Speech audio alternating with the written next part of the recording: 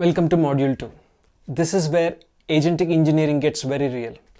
In AI applications, your backend spends 90% of its time doing one of the two things: sitting around waiting for an LLM to generate tokens, or burning up CPU cycles running vector math.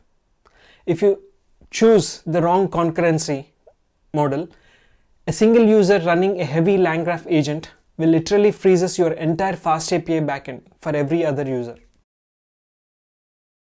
To understand how to prevent this, I want you to imagine your server as a fast food kitchen.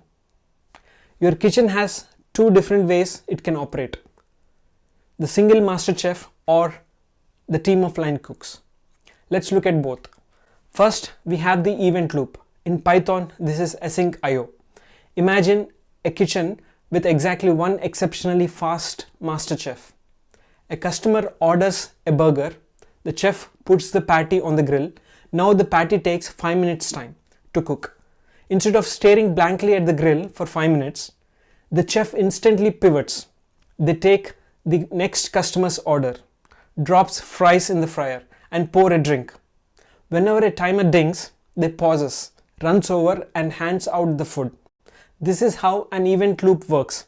It runs on a single thread. It achieves concurrency not by doing things at the exact same physical time, but by mastering the art of productive waiting. When your code says await client.portal to call OpenAI, you are telling the event loop, I'm waiting on the internet, I yield my time. The event loop instantly pauses the task, jumps to handle a WebSocket message from another user, and only returns when the LLM data arrives. So for AI agents, this is incredibly efficient. Your server can handle thousands of these waiting states without breaking a sweat, using almost zero memory. Now look at the other strategy: threading. Instead of one multitasking genius, you hire a team of standard line cooks. When a customer walks in, cook number 1 takes the order, puts the patty on the grill, and literally stands there watching it cook. They are completely blocked if a second customer arrives. You have to spin up cook number 2. This is multi-threading. The operating system allocates distinct parts of execution. When a thread hits a blocking operation, like a synchronous database call, the entire thread freezes. And in Python, there is a massive catch. It's called the GIL, or Global Interpreter Lock. Because of the GIL, even if you spin up 10 threads, only one thread can execute Python code at a time anyway. Threading in Python doesn't give you the true multi-core power. It just forces your operating system to constantly shuffle between frozen line cooks. So, why does this matter for agentic engineering? Here is the exact trap that takes down AI backends. What happens when our single master chef, the event loop, suddenly has to grind 50 pounds of beef by hand? The grinding meat is a CPU-bound task. In code, this looks like calculating local vector embeddings, running a heavy regex parser, or processing a massive text file. The chef cannot walk away from the meat grinder. And because there is only one chef, the grill catches fire, the drinks overflow, and every other customer's order stalls. If you execute a heavy synchronous computational function inside a async endpoint, you block the event loop. Every WebSocket connection drops. Every LLM token stream freezes. Your entire app is locked. So how do we fix it? We hire a kitchen assistant.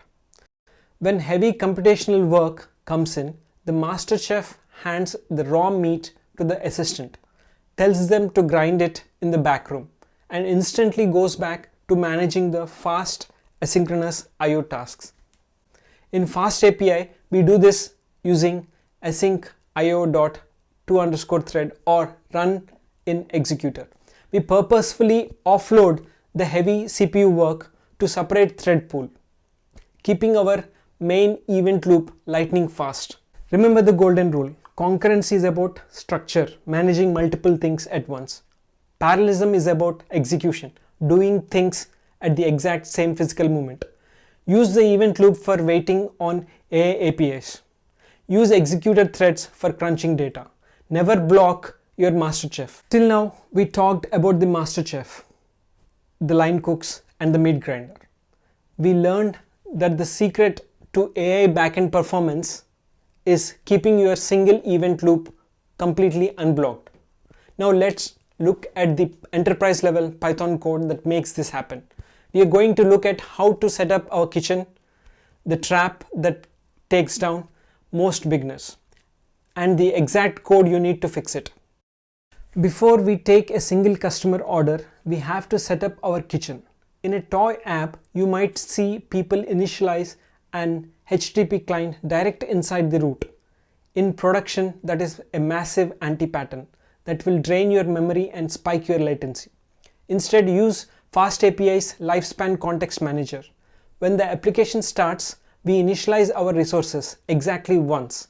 First, we create our httpx.async client. This is our fast non-blocking tool for talking to OpenAI. Second, we create a process pool executor. These are our kitchen assistants. Notice we are using a process pool, not a thread pool. This allows us to completely bypass Python's global interpreter lock and use entirely separate CPU cores for heavy lifting. When the server shuts down, the lifespan event cleanly closes everything out. Alright, the kitchen is open. Let's look at scenario 1. Pure asynchronous IO. This is your master chef doing what they do best. When a user asks our AI agent a question, we hit the OpenAI API. But look closely at the syntax. We are using the await keyword. This single word is the magic of the event loop. By calling await, we are explicitly telling FastAPI, I am waiting on the internet, I am yielding my time. The event loop instantly drops this task, pivots to serve 100 other users, and only comes back when the LLM response actually arrives over the network. Zero CPU blocking, massive concurrency. But here is where things go horribly wrong. Scenario 2. The meat grinder trap. Sometimes your AI backend has to do intense computational work. Maybe you are running a local Hugging Face tokenizer, calculating FAISS embeddings, or parsing a massive data set in our code. We simulate this with a function that runs a heavy while loop for 5 seconds. If you put the synchronous CPU bound function directly inside an async def endpoint, disaster strikes. There is no await keyword here, so the event loop enters the function, starts doing the math, and freezes. For those entire 5 seconds, your master chef cannot look away. Every single user's WebSocket drops. Every chat stream stops. The entire application is logged. Never ever do this. So how do we process the heavy math without locking the app? Scenario 3. We use our kitchen assistants. Look at how we handle the exact same task but safely. First, we grab the currently running event loop. Then we call await loop dot run in executor. We pass in our process pool, which is our assistants, and the heavy function we want them to run.